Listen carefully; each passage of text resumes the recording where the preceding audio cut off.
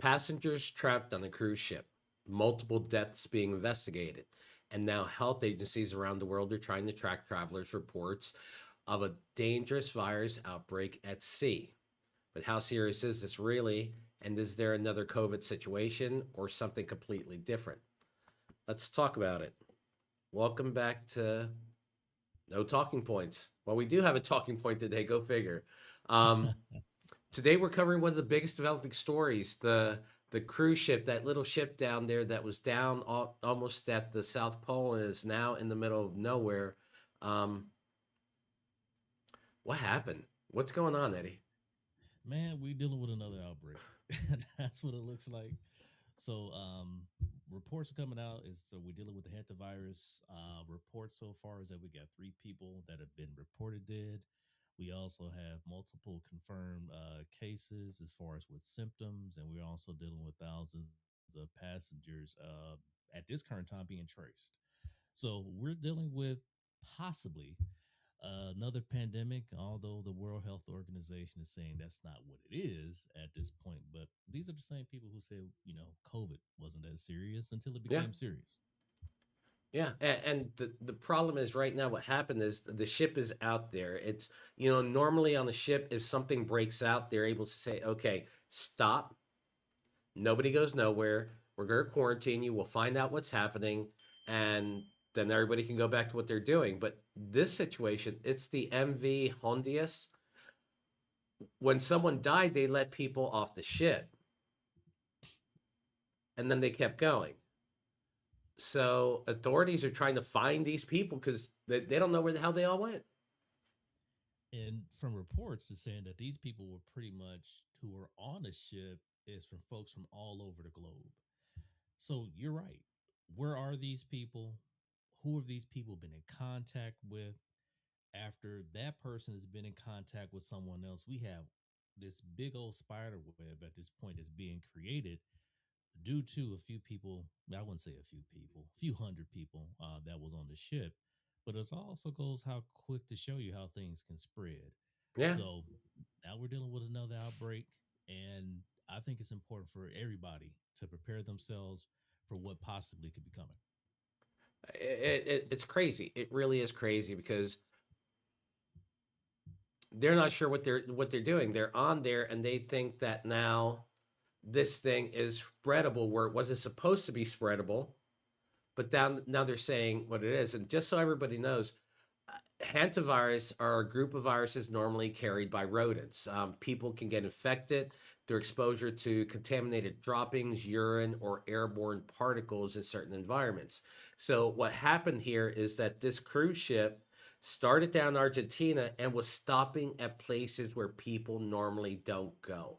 Very far out there places that just people can't get to or may not want to get to. And it seems like this is where they got it. Some places you need to leave alone. Let's just let's call it what it is. If it's inhabited for a purpose. Okay, it did not ask you to come and knock on this door, but hey, we have people who want to explore, obviously, and Eddie is not a part of that crew. Does Eddie like to explore? Yes. I will explore where people have gone and it's inhabited, okay? I'm going to do my research, but we have people from the report here. This is from the BBC. They said at least 28 different countries are being represented as far as Yes. people who actually visited this location, and the majority of them, and it's then the crew itself. The crew is the majority of the folks, and they're from the Philippines. So, yeah, Well, yeah, I wouldn't catch myself on this damn thing either. Um, but see, that's the thing. They hit these spots, and there's rare diseases that people normally don't get exposed to. If you just go to Bermuda or Jamaica, I'm just saying that they wanted to hit the Antigua, most. Bonairs, Curacao. Now, There's a lot of places you can go. now they thought this was only able to be transmitted by change of bodily fluids. Remember back in the AIDS day when they said exchange by bodily fluids. So That's what they were saying, but now they're saying that may not be the case. That this thing may be airborne.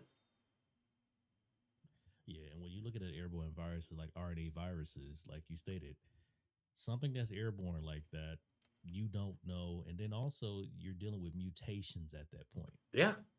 So when it gets to in different climates, and again, we got people who are being represented by 28 different countries here. So once this spreads and it begins to adapt to its environment, we're not for sure what we're going to have on our hands at that particular point. So I think it's pretty important, and even to think about some of the concerns that we should be thinking about. I'm trying not to get anybody to panic or anything of that Not particular panic. nature. Go ahead and Oh, panic. panic. Okay, go ahead and panic, yeah. But you most definitely need to be cautious when it comes to what you're doing out here, due to the fact of things being airborne, things that they thought could only be contracted this way. Now you're learning no, it can be contracted like this. There's a lot to be concerned about. I hope you don't panic, but at the end of the day, if you do decide to panic, please panic safely Yeah. and not around others if you don't mind. Well, just the symptoms for this can be fever, muscle ache, fatigue, breathing problems, and severe respiratory distress in advanced cases. So for some, it may feel like they've been hit with a hard flu.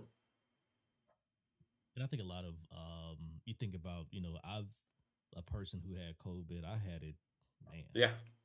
multiple times, and those are some of the symptoms that I had.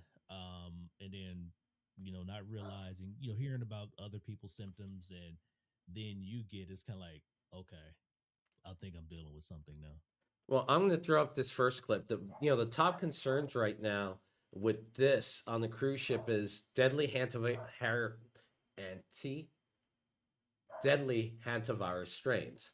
The Andre strain of hantavirus has been confirmed. It can cause severe lung disease and a high mortality rate. There have been multiple deaths on the ship so far, 3 deaths that have been confirmed. Um, the passengers being tracked because they were able to get off the ship after the first death occurred, and now they're trying to find everyone. Um, you've got these, don't you, Eddie? That global spread of risk low, but it is Yeah. real.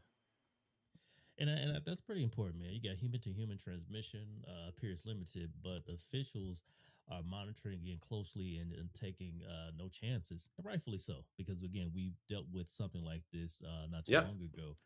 Ships restrictions and also being monitored. The as far as with the virus that we're dealing with has been contained. And then also what they're talking about is that it's heading towards also other islands. So we also have to be concerned about that as well. We got symptoms can be severe. Every early symptoms, like you said, that we dealing with includes fever, muscle aches, fatigue, also different causes that we can lead to as far as for respiratory failure as well. We're also dealing about, talking about it right now as far as ongoing outbreaks, and then the effect of other ships. Because when you're out there at port and things like that, those ports are being utilized by other ships. You're coming in Yeah. contact with other people who are out there. So when you think about ships itself, we got numerous outbreaks that have also occurred on other ships. I think we hear about this quite a bit, and that's one of the even my spouse is not the biggest cruise fan due to outbreaks that we always hear about when it comes to cruise ships. So we got the Caribbean Princess and also the Star Princess out there that we know that have had issues with outbreaks. So those are some of the concerns that we have, and it's not different from any other type of outbreak that we have had in the past when it comes to cruise ships. But then we also have solutions as well. So whenever Yeah. there's an issue or concern, there's always solutions when it comes to it. And a lot of the solutions are very simple, but sometimes we I would say don't take them in consideration. I would say one of the biggest things, and not to go off on a tangent, please wash your hands. Listen, man, I go I go to too many places. I'm a public person. I like to be outside. Okay. When you're outside, that means you have to go to public restrooms. Yes. And when I go to the public restroom, and number one, it smells like a bomb has been let off in that place. That's a Yeah. problem. It's number one. Number two, when I see somebody walk past me and they don't wash their hands when leaving said stall, that's a problem. Yeah. So please do me a favor. Um, Wash your hands. Let's start there first. Wash your hands. Number two, wash your body. Okay. I could go on a tangent here, but let's be clean. Quick side story. I was in a different country, and I was looking at the restrooms, and I'm like, man, these things are immaculate. You got folks standing outside of the restrooms, making sure that they're clean. Mm-hmm. I get back stateside, and I had to use the restroom, and instantly I knew I was back. Mm-hmm. I knew I was back stateside because I walked into a filthy restroom at the airport. Yeah. Yeah. Um, So yeah, Mike was here. My friend from one of my best friends from Florida was here. They had the 1 day stop and on the cruise ship, and we picked them up and we brought them to the house and made them some chilaquiles for breakfast with the verde sauce and the my pernil and some eggs. So we had breakfast and then we went to take care of some stuff. And I can say this: there's a lot of people that come to Mexico on that cruise line because they can hit the pharmacies. They bought $58 worth of pills here that back in the States would have cost them almost $300. I mean, that's a shame, and that's another story. But you know, that is true. it, We may have to do pharmaceuticals yeah, 1 day because where I live, the border is not too far. It's less than a few hours away, yeah, and they are on a regular basis. They're commuter buses that go to the border to the pharmacias in that area to be able to do the yeah. exact same, and then they lug themselves back into the little commuter bus Hmm. and they bring their tails on back. They're Well, the good to kicker go. is if you live on the border town, they are going to charge you more because they know you coming over. The same way when they stopped here in Progresso, they got off the boat. I wouldn't let them do that. We came here and we used the pharmacy that we use, and they got the real prices. So, Makes sense. but yeah, it's stuff that you would need a script for in the States. And here they don't. They say no because it's everyone needs these. It's not like you're going to abuse it. Um, so yeah, it's just different. But anyhow, Yeah, let's I get digress. back to Um, yeah. We but yeah. cruise ships have just been the thought of mine now ever since COVID, and even before that, when there were outbreaks on the ships, people would go through the outbreak, the industry would fall for a bit, and then people forget and they go again, or they look at this when they go, this was a tiny thing. You could barely call it a cruise ship. And it was very, very picky crowd. It was a lot of money. They were going to be at sea for a month. So it's not like everyday people doing a 5 day carnival cruise can afford to do this kind of thing. So it's two different type of cruise people. They don't have the 80, 130, 150 grand to do this for 1 month. I wish I could. I They'll got take you to problems. That places. ain't one of my problems, not being able to afford to do it. Or that Yeah, is one of they'll my take you to problems. places. Yeah, they'll take you to places like this where you be messing with places you shouldn't be. Yeah. Okay. And then you come back and you be like, I lost my arm because I was, hanging out with these people. So we don't want that for you. But when it does come to cruise ships, like you stated, they have changed the way that they've done things over the Yeah. years. They've been more aggressive when it comes to outbreaks that take place. For example, there's a lot of rapid tests and detections that take place on cruise Mm-hmm. ships now to increase onboard testing and early symptom screening to identify cases quickly.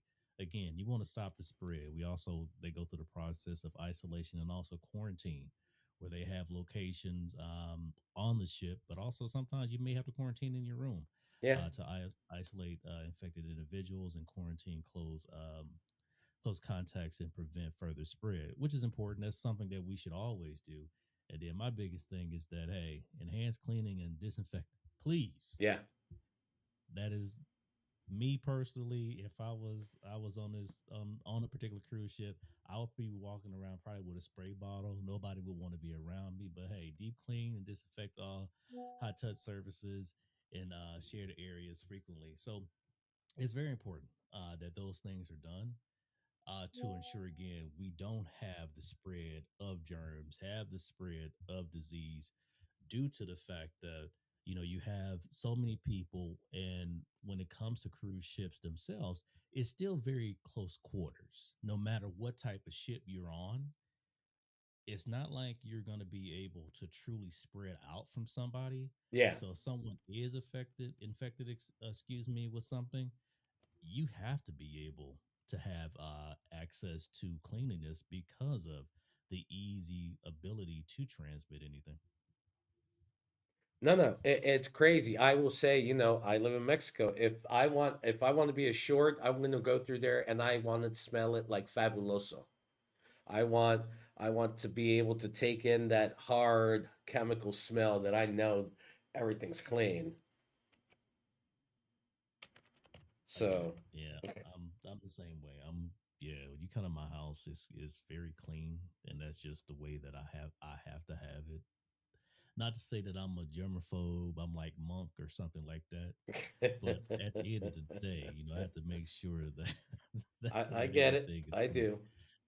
So we also have to deal with other things when it comes to keeping areas clean, also ventilation, and then also air quality as well. You have a lot of new things that have been put in place to optimize the air circulation and filtration systems to reduce airborne transmitting and risk. You also have medical care and that's actually taking place and monitoring as far as on these ships.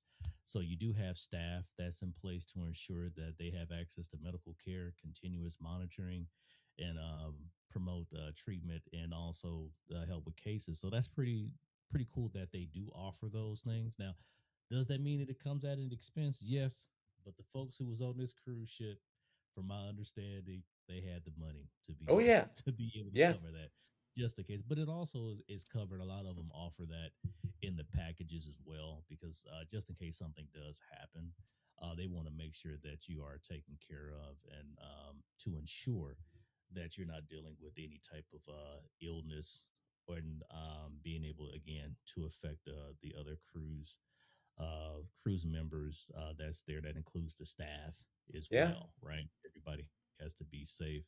And then the communication and transparency, right? Provide clear, timely updates to passengers, crew, and also health authorities. So by keeping everybody up to date, again, you're out at sea, you're heading to port. They have to be able to communicate that information in advance to wherever it is they may be going to, whatever where they may be docking for port. It's important for those folks to know what's going on. So if there Yeah. is something happening on that ship, you may get a situation like, sorry, they hit the little mic. You can't come here, Well, and the cruise ship has to go somewhere else. and that's a thing since the current administration, that the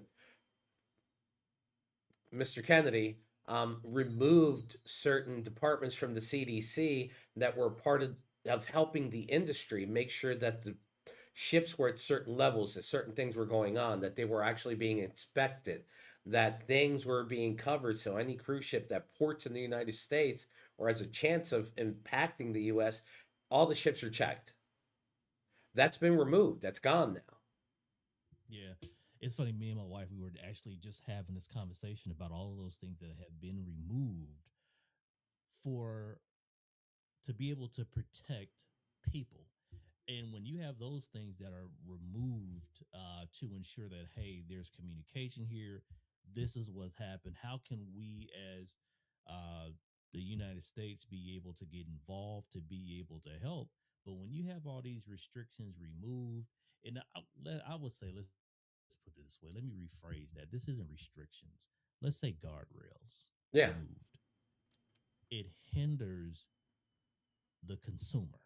It doesn't hinder the individuals like on private vessels, but for those who want to be able to travel, those who want to have a good time with both family and friends, That's who it hinders because they're the ones that's heavy at risk. Also, that includes the crew members. They're there to provide a service. They're doing a job, Yeah. but they're not there to get sick.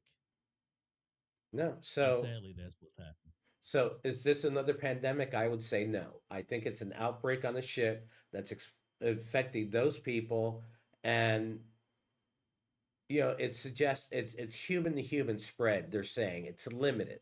The transmission is difficult, so it's not like you're just going to walk by someone and have it.